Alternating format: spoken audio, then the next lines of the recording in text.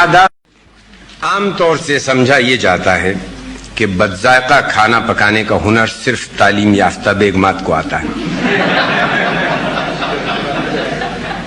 لیکن ہم اعداد و شمار سے ثابت کر سکتے ہیں کہ پیشہ ور خانسامہ اس فن میں کسی سے پیچھے نہیں۔ اصل بات یہ ہے کہ ہمارے یہاں ہر شخص یہ سمجھتا ہے کہ اسے ہنسنا اور کھانا آتا ہے، اسی وجہ سے پچھلے 200 برس میں یہ فن کوئی ترقی نہیں کر سکی۔ ایک دن ہم نے اپنے دوست مرزا عبدالودود بیگ سے شکایتاً کہا کہ اب وہ خانسامہ جو 70 قسم کے پلاؤ پکا سکتے تھے رفتہ رفتہ ناپید ہوتے جا رہے ہیں۔ جواب میں انہوں نے بالکل الٹی بات کہی، کہنے لگے خانسامہ غائب نہیں ہو رہے ہیں، بلکہ غائب ہو رہا ہے وہ 70 قسم کے پلاؤ کھانے والا طبقہ جو بٹلر اور خانسامہ رکھتا تھا اور اڑد کی دال بھی ڈنر جیکٹ پہن کر کھاتا تھا۔ اب اس وزادار طبقے کے افراد باورچی نوکر رکھنے کی بجائے نکاح ثانی کر لیتے ہیں، اس لیے کہ گیا گزرا باورچی بھی روٹی کپڑا اور تنخواہ مانگتا ہے، جبکہ منکوحہ فقط روٹی کپڑے پر راضی ہو جاتی ہے، بلکہ اکثر و بیشتر کھانے اور پکانے کے برتن بھی ساتھ لے آتی ہے۔ مرزا اکثر کہتے ہیں کہ خود کام کرنا بہت آسان ہے مگر دوسروں سے کام لینا نہایت دشوار، بالکل اسی طرح جیسے خود مرنے کے لیے کسی خاص قابلیت کی ضرورت نہیں پڑتی، لیکن دوسروں کو مرنے پر آمادہ کرنا بڑا مشکل کام ہے۔ معمولی سپاہی اور جرنیل میں بس یہی فرق ہے۔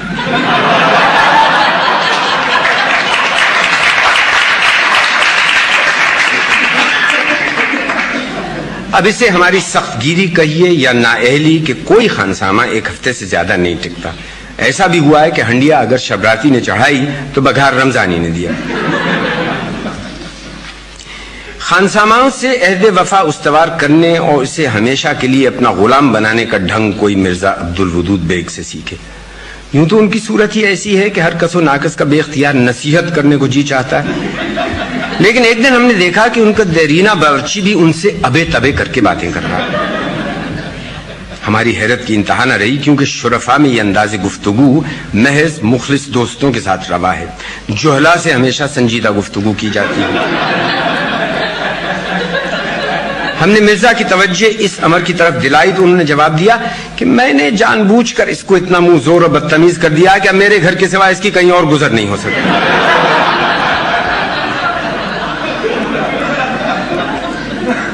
کچھ دن ہوئے ایک مڈل فیل خانسامہ ملازمت کی تلاش میں آ نکلا اور آتے ہی ہمارا نام اور پیشہ پوچھا، پھر سابق خانساماؤں کے پتے دریافت کیے، نیز یہ کہ آخری خانسامہ نے ملازمت کیوں چھوڑی۔ باتوں باتوں میں انہوں نے یہ اندیا بھی لینے کی کوشش کی کہ ہم ہفتے میں کتنی بار باہر کھانا کھاتے ہیں، باورچی خانے میں چینی کے برتنوں کے ٹوٹنے کی آواز سے ہمارے اعصاب اور اخلاق پر کیا اثر مرتب ہوتا ہے۔ کچھ دیر بعد ہمیں یوں محسوس ہونے لگا جیسے وہ ہم میں وہی خوبیاں تلاش کر رہے ہیں جو ہم ان میں ڈھونڈ رہے ہیں۔ یہ آنکھ مچولی ختم ہوئی اور کام کے اوقات کا سوال آیا تو ہم نے کہا اصولاً ہمیں محنتی آدمی پسند ہیں۔ خود بیگم صاحبہ صبح 5 بجے سے رات کے 10 بجے تک گھر کے کام کاج میں جٹی رہتی ہیں۔ کہنے صاحب ان کی بات چھوڑیے، وہ تو گھر کی مالک ہے، میں تو نوکر ہوں۔ ساتھ ہی ساتھ انہوں نے یہ وضاحت بھی کر دی کہ میں برتن نہیں مانجوں گا، جھاڑو نہیں دوں گا، ایشٹرے نہیں صاف کروں گا، میز نہیں لگاؤں گا، دعوتوں میں ہاتھ نہیں دھلاؤں گا۔ ہم نے گھبرا کر پوچھا پھر کیا کرو گے؟ بولا یہ تو آپ بتائیے، کام آپ کو لینا، میں تو تابع دار ہوں۔ جب سب باتیں حسب منشا اور ضرورت ہماری منشا ان کی طے ہو گئیں تو ہم نے ڈرتے ڈرتے کہا بھائی سودا صرف لانے کے لیے فی الحال کوئی علیحدہ نوکر نہیں ہے، اس لیے کچھ دن تمہیں سودا بھی لانا پڑے گا، تنخواہ طے کر لو۔ فرمایا جہاں تنخواہ کی فکر نہ کیجیے، پڑھا لکھا آدمی ہوں، کم تنخواہ میں بھی خوش رہوں گا۔ ہم نے کہا پھر بھی؟ کہنے لگے 75 روپے ماوار ہوگی، لیکن اگر سودا بھی مجھے کو لانا پڑا تو 30 روپے ہوگی۔ اس کے بعد ایک ڈھنگ کا خانسامہ آیا مگر بے حد دماغدار معلوم ہوتا تھا۔ ہم نے اس کا پانی اتارنے کی غرض سے پوچھا مغلئی اور انگریزی کھانے آتے ہیں؟ کہنے لگا ہر قسم کا کھانا پکا سکتا ہوں۔ حضور کا کس علاقے سے تعلق تھا؟ ہم نے صحیح بتا دیا، جھوم ہی تو گئے۔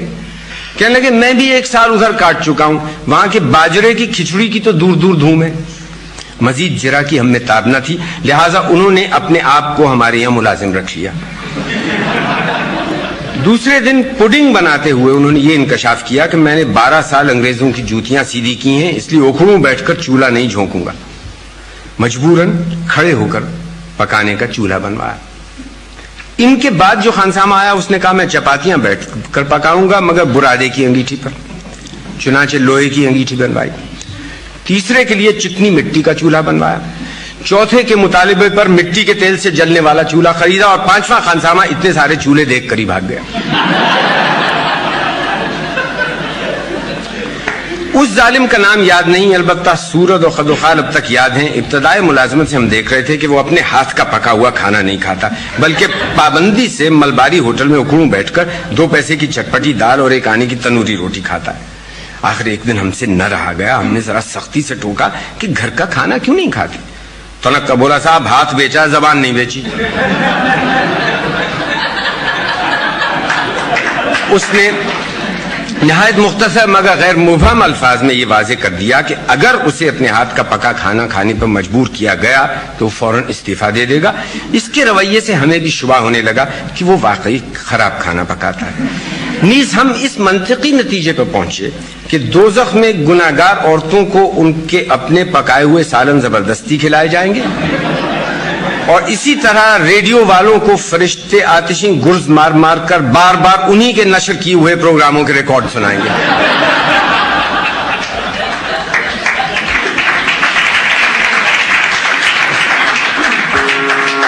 گزشتہ سال ہمارے حال پر رحم کھا کر ایک کرم فرما نے ایک تجربہ کار خانسامہ بھیجا جو ہر علاقے کے کھانا پکانے جانتا تھا. ہم نے کہا بھائی اور تو سب ٹھیک ہے مگر تم 7 مہینے میں 10 ملازمتیں چھوڑ چکے ہو، کیا بات ہے؟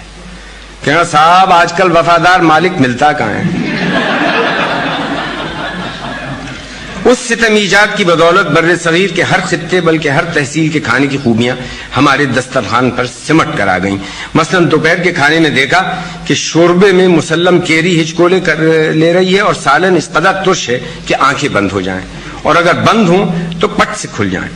پوچھا تو انہوں نے آگاہی بخشی کہ دکن میں روسا کھٹا سالن کھاتے ہیں اور ہم یہ سوچتے ہی رہ گئے کہ اللہ جانے بقیہ لوگ کیا کھاتے ہوں.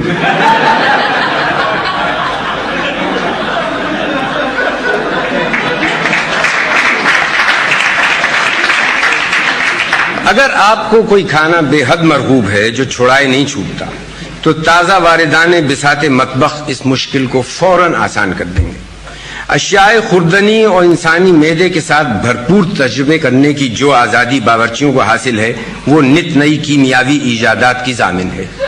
مثال کے طور پر ہمیں بھنڈی بہت پسند ہے لیکن 10 گھنٹے قبل یہ منکشف ہوا کہ اس نبات تازہ کو ایک خاص درجہ حرارت پر پانی کی مقررہ مقدار میں، جس کا علم صرف ہمارے خانسامہ کو ہے، میٹھی آنچ پر پکایا جائے تو اس مرکب سے دفتروں میں لفافے اور بدلگام افسروں کے منہ ہمیشہ کے لیے بند کیے جا سکتے ہیں.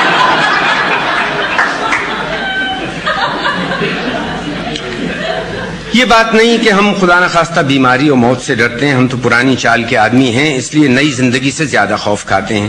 موت برحق ہے اور ایک نہ ایک دن ضرور آئے گی. بات صرف اتنی ہے کہ اسے بلانے کے لیے ہم اپنی نیک کمائی میں سے 50-60 روپے ماہوار خرچ نہیں کرنا چاہتے. ہمیں کسی ناشناس حکیم کے ہاتھوں مرنے پر بھی چندہ اعتراض نہ ہوگا لیکن ہم کسی صورت خانسامہ کو بالاختصار روح قبض کرنے کا اختیار نہیں دینا چاہتے. یہ صرف حکیم اور ڈاکٹروں کا حق ہے. بیماری کا ذکر چل نکلا تو اس قوی ہیکل خانسامہ کا قصہ بھی سن لیجئے جن کو ہم سب آغا کہا کرتے تھے. آغا اس لیے کہتے تھے کہ وہ سچ مچ آغا تھے. ان کا خیال آتے ہی معدے میں مہتابیاں سی جل اٹھتی ہیں. کھانا پکانے کا انداز وہی رہا جو ملازمت سے پہلے ہینگ بیچنے کا ہوتا تھا، یعنی ڈرا دھمکا کر اس کی خوبیاں منوا لیتے تھے. بالعموم صبح ناشتے کے بعد سو کر اٹھتے تھے. کچھ دن ہم نے صبح تڑکے جگانے کی کوشش کی لیکن جب انہوں نے نیند کی آڑ میں ہاتھا پائی کرنے کی کوشش کی تو ہم نے بھی ان کی اصلاح کا خیال ترک کر دیا. اس سے قطع نظر وہ کافی تابع دار تھے. تابع دار سے ہماری مراد یہ ہے کہ کبھی وہ پوچھتے کہ چائے لاؤں اور ہم تکلفاً کہتے کہ جی چائے تو لے آؤ اور نہ جی چائے تو نہ لاؤ. تو کبھی واقعی لے آتے اور کبھی نہیں بھی لاتے تھے. جس دن سے انہوں نے بارچی خانہ سنبھالا گھر میں حکیم ڈاکٹروں کی ریل پیل ہونے لگی. ایک دن ہم اسی ادھر بن میں لیٹے ہوئے گرم پانی کی بوتل سے پیٹ سینک رہے تھے اور دوا پی پی کر ان کو کوس رہے تھے کہ وہ سر جھکائے آئے اور خلاف معمول ہاتھ جوڑ کر بولے خود تم روز روز بیمار ہوتا ہے، اس سے ہمارا قبیلہ میں بڑا رسوائی ہوتا ہے، خود کھانا خراب ہے. اس کے بعد انہوں نے کہا سنا معاف کرایا اور بغیر تنخواہ لیے چل دیے. ایسی ایک اور دعوت کا ذکر ہے جس میں چند احباب مدعو تھے. نئے خانسامہ نے جو قورمہ پکایا اس میں شوربے کا یہ عالم تھا کہ ناک پکڑ کے غوطے لگائیں تو شاید کوئی بوٹی ہاتھ آ جائے. اکا دکا کہیں نظر بھی آ جاتی تو اس طرح سے کہ صاف چھپتی بھی نہیں سامنے آتی بھی نہیں. دوران ضیافت احباب نے بکمال سنجیدگی مشورہ دیا کہ ریفریجریٹر خرید لو, روز روز کی جھک جھک سے نجات مل جائے گی. بس ایک دن لذیذ کھانا پکوا لو, ہفتے بھر ٹھاٹ سے کھانا کھاؤ اور کھلاؤ. قسطوں پر ریفریجریٹر خریدنے کے بعد ہمیں واقعی بڑا فرق محسوس ہوا. اور فرق یہ ہے کہ جو پہلے جو بدمزہ کھانا صرف ایک ہی وقت کھاتے تھے اب اسے ہفتے بھر کھانا پڑتا ہے.